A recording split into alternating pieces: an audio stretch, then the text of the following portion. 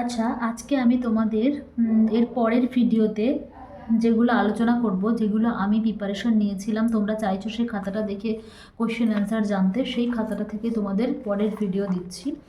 একটা ভিডিও আমি দিয়েছি। আজকের ভিডিওর প্রথম কোশ্চেন হচ্ছে, আরটিই এর মূল মন্ত্র কী? আরটিই আরটিই এর ফুল ফর্ম কী আগে সেটা তোমরা জেনে নাও। আরটিই এর ফুল ফর্ম হচ্ছে রাইট টু এডুকেশন। এখানের মূল মন্ত্রটা কি রয়েছে? আরটিই এর মূল মন্ত্র রয়েছে 6 থেকে 14 বছর বয়স্ক পর্যন্ত সমস্ত শিশুদেরকেই বিনা বেতনে বাধ্যতামূলক যে শিক্ষাটা দিতে হবে, সেটা কিন্তু আরটিইতে বলা রয়েছে পরিষ্কার। এর পরের কোশ্চেন দেখো, আরটিআই কি? আরটিআই হচ্ছে রাইট টু ইনফরমেশন, তথ্য জানার অধিকার আইন। আরটিআই এর ফুল ফর্ম হচ্ছে রাইট টু ইনফরমেশন। এখানে কি বলা হয়েছে? এই আইনে যে কোনো ভারতীয় নাগরিক সরকারি কর্তৃপক্ষের কাছ থেকে তথ্য জানার জন্য আবেদন করতে পারে। এটাই হচ্ছে মূল মন্ত্র। আবেদনের 30 দিনের মধ্যে সরকারি কর্তৃপক্ষ কিন্তু বাধ্য থাকবে সেই ব্যক্তিকে তথ্য দেওয়ার জন্য। এটা হচ্ছে আরটিআই। নেক্সট কোশ্চেন দেখো তোমরা, এখানে তোমাদের এরকম কোশ্চেন করা হতে পারে, আচ্ছা মিড ডে মিল যে প্রকল্প, সেটা কি পড়াশোনায় ক্ষতি করছে? এই কোশ্চেনটা কিন্তু আমি আগের ভিডিওতেও দিয়েছি, আবারও বলছি। তার মানে তোমরা বুঝতেই পারছো কেন বলছি, কারণ এটা কিন্তু খুব ইম্পর্টেন্ট একটা টপিক। মিড ডে মিল কি পড়াশোনায় ক্ষতি করছে? তোমরা একজন আমাকে কমেন্টে জানিয়েছো যে না, মোটেই না, মিড ডে মিল পড়াশোনায় ক্ষতি করছে না, বরঞ্চ মিড ডে মিল পড়াশোনার ক্ষেত্রে একটা ভালো পজিটিভ দিক। কারণ মিড ডে মিলে দেওয়ার ফলে কি স্কুলে ড্রপ আউটের সংখ্যা কমছে, আর কি বিভিন্ন ছাত্রীর আগমন ঘটছে স্কুলে। এটা যে কমেন্টে বলেছো একদম পারফেক্ট বলেছো। এরকম কিন্তু তোমাদের এরকম সুন্দরভাবে কিন্তু উত্তর দিতে হবে ইন্টারভিউতে, তারপরে তোমরা ফুল মার্কস পেয়ে যাবে। আচ্ছা, এটার একটা বিষয়, সবসময় কি তপশিলি জাতিদের সংরক্ষণ রাখা উচিত? এটা কিন্তু আর একটা সিচুয়েশান বেস কোশ্চেন। এটা তোমরা ভেবে উত্তর দেবে, যার যেরকম উত্তর দেওয়া প্রয়োজন। আমি মনে করি সবসময় তপশিলি জাতিদের সংরক্ষণ রাখা উচিত। যে কোশ্চেনটা করা হয়েছে, আমি নিজেও একজন তপশিলি জাতির অন্তর্ভুক্ত স্টুডেন্ট ছিলাম। না, কখনোই সবসময় রিজার্ভেশনটা রাখা উচিত নয়।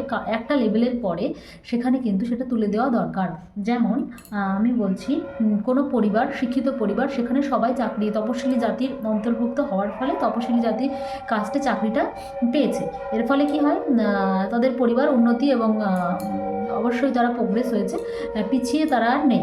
তখন কিন্তু তোমরা সেই জাতির তপশিলি জাতির যে সুবিধাটা, সেটা কিন্তু তখন তাদেরকে দেওয়া বা তাদেরকে ওখান থেকে সেপারেট করে দেওয়া যায়। এটা আমার মতামত। তোমাদের পার্সোনাল মতামত যেটা মনে হচ্ছে সেটা তোমরা অবশ্যই বলবে, এবং কমেন্টেও জানাতে পারো যে তোমাদের কী মতামত, কার কী মতামত। এটা আমার ব্যক্তিগত মতামত, তোমরা please don't mind. Next question হচ্ছে, স্কুলে কি ছাত্রছাত্রীরা ছাত্র সংগঠন করবে? এটা কি প্রয়োজন? স্কুলে ছাত্র সংগঠনের কি প্রয়োজন? এটা তোমরা কি মনে করো? আমার উত্তরটা আমি বলছি, হ্যাঁ, স্কুলে ছাত্র সংগঠনের প্রয়োজন। কারণ এতে কি হয়, দলগত একটা মনোভাব তৈরি হয় ছাত্রদের মধ্যে, বিভিন্ন কাজে তারা সক্রিয়ভাবে অংশগ্রহণের একটা প্রচেষ্টা বা একটা তাদের সক্রিয়তা দেখা যায় ছাত্রদের মধ্যে। এই জন্য সংগঠন কিন্তু আমার মতে স্কুলে প্রয়োজন। পরে কোশ্চেন, বিদ্যালয়ে যৌথ শিক্ষা চালু হওয়া কি প্রয়োজন? বিদ্যালয়ে যৌথ শিক্ষা চালু হলে কি আমাদের কোনো উপকার হবে? আমি এর উত্তরটা তোমাদের কাছ থেকে জানতে চাইবো। প্রথমত তোমরা আমাকে জানাও যে যৌথ শিক্ষা কি। তোমরা এভাবে খুঁজে খুঁজে পড়ো, আমি তোমাদের কোশ্চেন থ্রো করছি, তোমরা অ্যান্সারটা খোঁজো, চেষ্টা করো এবং কমেন্টে উত্তর লিখে জানাও যৌথ শিক্ষা কি। এরকম কোশ্চেন কিন্তু তোমরা সচরাচর ইন্টারভিউর জন্য ধরা হচ্ছে, তোমরা কিন্তু কোশ্চেনগুলো সচরাচর পাবে না। তাই অবশ্যই তোমরা নোট করতে থাকো, কারণ এই খাতাটাই কিন্তু আমার সফলতার চাবিকাঠি ইন্টারভিউর জন্য। যৌথ শিক্ষা কি, এটাকে লিখে রাখো, খুঁজবে, বইয়েই পেয়ে যাবে। এবার যৌথ শিক্ষা কি স্কুলে চালু করা প্রয়োজন? এটা অবশ্যই তোমরা জানো। আচ্ছা, তারপরে নেক্সট কোয়েশ্চেন হচ্ছে, কোনো ছাত্রের যদি সামগ্রিক বিকাশ না হয় তাহলে কি করবেন? কোনো ছাত্রের যদি সামগ্রিক বিকাশ না হয় তাহলে কি করবেন? এটা কিন্তু খুব ইজি কোশ্চেন। এটা তোমাদের উত্তর তো সবাই পারবে, যে কেন সামগ্রিক বিকাশ হচ্ছে না সেদিকটা খুঁজে বার করব, তার কারণটা, এবং সেই বিকাশের দিকে আমরা জোর দেবো। যে কারণটার জন্য হচ্ছে না সেই কারণটাকে আমরা সমাধানের চেষ্টা করব, যে কেন তার সামগ্রিক বিকাশটা হচ্ছে না। আর শিক্ষার মূল লক্ষ্য কী, এটাও কিন্তু জেনে যেতে হবে। শিক্ষার মূল লক্ষ্যই হচ্ছে সামগ্রিক বিকাশ, তাই তো? সর্বাঙ্গীন বিকাশ বা সামগ্রিক বিকাশ। আচ্ছা, তোমরা যে যে জেলায় বাস করো সেই জেলা সম্পর্কে খুব ভালো একটা ধারণা নিয়ে যাবে। আমি যেহেতু নদিয়া জেলায় বাস করতাম, আমি নদিয়া জেলার ডিটেলস আমার খাতাতে লিখেছিলাম এবং সেই মতো প্র্যাকটিস করেছি। তোমরা যার যে জেলা সেই জেলা সম্পর্কে কিন্তু খুব ভালোভাবে কোশ্চেনগুলো তোমরা ভাবছো হয়তো ইম্পর্টেন্ট নয়, এগুলো কিন্তু করা হয়েছে ইন্টারভিউতে। সত্যমেব জয়তে কথার অর্থ হচ্ছে সত্যের জয় হোক। আর অশোক স্তম্ভে কটা পশু থাকে? 4টে, সিংহ, ষাঁড়, হাতি, আর একটা হচ্ছে ঘোড়া। আচ্ছা, তোমরা ভাবছো দিদি তুমি তো ইন্টারভিউ দেওয়ার আগেই খাতাটা তৈরি করেছো বললে, তাহলে কি করে জানলে এগুলো ইন্টারভিউতে জিজ্ঞেস করা হয়েছে? না, আমি ইন্টারভিউ চলাকালীনও কিন্তু এই খাতাটাকে ইউজ করেছি। ইন্টারভিউর কোশ্চেন কোনগুলো জিজ্ঞেস করা হচ্ছে সেগুলো কিন্তু নোট করেছি। কেমন? এমনি আমি সংবিধান থেকে কোশ্চেনগুলো এখানে নোট করিনি, তোমরা চাইলে অবশ্যই সংবিধানের সবটা পড়ে যাবে। আচ্ছা বেশ, এবার তোমরা দেখো তোমাদের প্রিয় কবি কে রয়েছেন এটা কিন্তু জিজ্ঞেস করবে। আমাকে জিজ্ঞাসা করেননি, এটা সবাইকে করবে এমনটা ব্যাপার নয়। আমার প্রিয় কবি ছিলেন, প্রিয় কবি বা লেখক যা বলতে পারো, প্রিয় লেখকও ধরছেন, প্রিয় কবিও ধরছেন। আমি প্রিয় কবি ছিলেন জীবনানন্দ দাশ, আর যদি বলে প্রিয় লেখক কে ছিলেন সেক্ষেত্রে আমার শরৎচন্দ্র চট্টোপাধ্যায়। আমি সেই রকমভাবে শরৎচন্দ্র চট্টোপাধ্যায় সম্পর্কে ইন ডিটেলসে একটা নোট বানিয়েছিলাম। তোমরা কিন্তু সেভাবে তোমাদের প্রিয় কবি বা ঔপন্যাসিক এভাবে ধরতে পারেন, বা সাহিত্যিক বা প্রিয় লেখক, এভাবে তোমরা কিন্তু নিজেদের খাতায় কিন্তু একটা ভালো নোট বানিয়ে নেবে। সেটা অভ্যাস করবে যে প্রিয় কবি সম্পর্কে ভালো মতো যাতে বলতে পারো। আচ্ছা, স্কুল ছুট কি? স্কুল ছুট কি? স্কুল ছুট তো তোমরা বুঝতেই পারছো যে স্কুল ছুট হচ্ছে স্কুলের থেকে ছুট হয়ে যাওয়া, তাই না? অর্থাৎ শিক্ষার্থীরা যখন স্কুল থেকে কি হয়ে যায়, যে কোনো কারণেই হোক, অনেক কারণ হতে পারে, স্কুল থেকে তারা বেরিয়ে যাচ্ছে, এটাই কিন্তু স্কুল ছুট।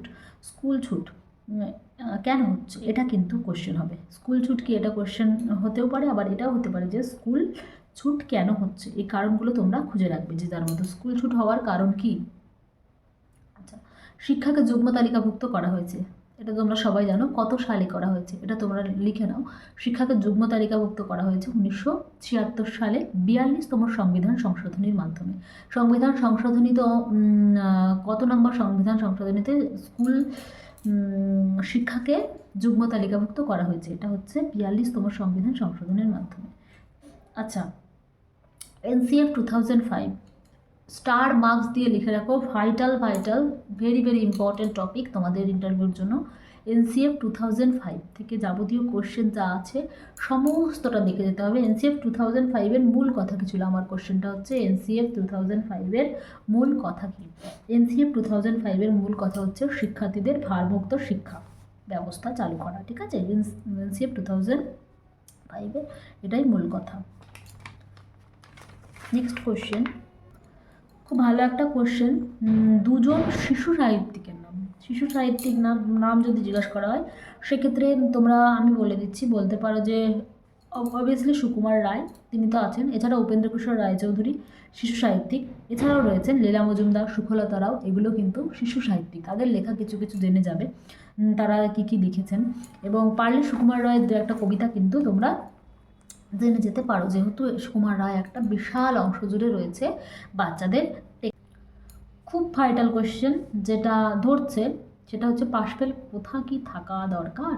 তোমাদের মতে তোমরা বলো, আমার মতটা আমি এখানে বলবো না, তোমাদের মতটা তোমরা বলবে।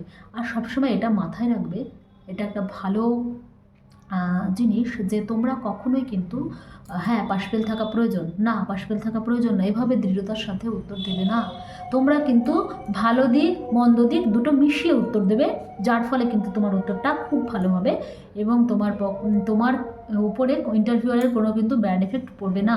তোমরা চাইবে যে ভালো মন্দ দুটো মিলে মিশে একটা সুন্দর উত্তর দেবে, না প্রয়োজন না হ্যাঁ প্রয়োজন, এভাবে কিন্তু উত্তর তোমরা দেবে না। এটা কিন্তু একটা ভালো টিপস তোমাদের দিলাম, খেয়াল রেখো। নেক্সট কোশ্চেন, যদি বলে যে আচ্ছা শিক্ষক, আপনি তো শিক্ষক হতে চান, শিক্ষক হয়ে কি টিউশন পড়াবেন? এবার আপনি ভেবে দেখুন শিক্ষক হয়ে কি টিউশন পড়াবেন কি না। আচ্ছা, এখানে কিন্তু এই প্রশ্নের উত্তর একদমই না, তাই তো? শিক্ষক হিসেবে তুমি যখন নিযুক্ত হবে তারপরে কিন্তু তোমাকে আর টিউশন পড়ানো যাবে না, এর উত্তরটা কিন্তু একদম না হিসেবে তোমরা দিয়ে দেবে। আচ্ছা, আর আগের কোশ্চেনের সাথে এই কোশ্চেনটা কিন্তু কোনোভাবে ম্যাচ করতে যেও না যে এটাতেও হ্যাঁ বা না এভাবে বলা যাবে না, এমনটা নয়। এটা তো একদম ধ্রুব সত্য, এটাকে একদম বলা আছে খুব ভালোভাবে যে শিক্ষক হলে কিন্তু তাকে আর টিউশন পড়ানো যাবে না। কিন্তু আগের কোশ্চেনটার কিন্তু কোনো সঠিক আমরা উত্তর দিতে পারবো না, হ্যাঁ বা না দিতে পারবো না, দুটোকে মিশিয়ে উত্তর দিলে সেটা কিন্তু অবশ্যই ভালো হবে। আচ্ছা, প্রাইমারি স্কুলে রাজ্যের থেকে যে প্রকল্পগুলো চালু আছে তার দুটোর নাম বলুন। এক্ষেত্রে আমরা বলতে পারি যে কি মিড ডে মিল প্রকল্প আর কি ঐক্যশ্রী প্রকল্প, তাই তো। শিশুসাথী প্রকল্প তোমরা বলতে পারো। শিশুসাথী প্রকল্পটা কি একটু বলে দিই, 12 বছরের নিচে যে সমস্ত স্টুডেন্টদের হার্টের প্রবলেম রয়েছে তাদের চিকিৎসার যে প্রকল্প সেটা হচ্ছে শিশুসাথী প্রকল্প। তোমাদের লাস্ট কোয়েশ্চেন, যেটা তোমাদেরই আমি টাস্ক দিলাম, তোমরা যারা ভিডিওটা আমার দেখো অবশ্যই তোমরা কমেন্টে জানিও তোমাদের শেষ প্রশ্নের উত্তরটা তোমরা কিভাবে দেবে। এই প্রশ্নের উত্তরের উপরেও কিন্তু তোমার ইন্টারভিউ মার্কস দাঁড়িয়ে থাকতে পারে বা তোমার টিচার হওয়ার স্বপ্ন দাঁড়িয়ে থাকতে পারে। সেটা হচ্ছে কয়েকজন ঝামেলা করছে ক্লাসে, কি করবে। এই কোশ্চেনের উত্তর কে কীরকম দাও এটা আমি দেখতে চাই কমেন্ট বক্সে।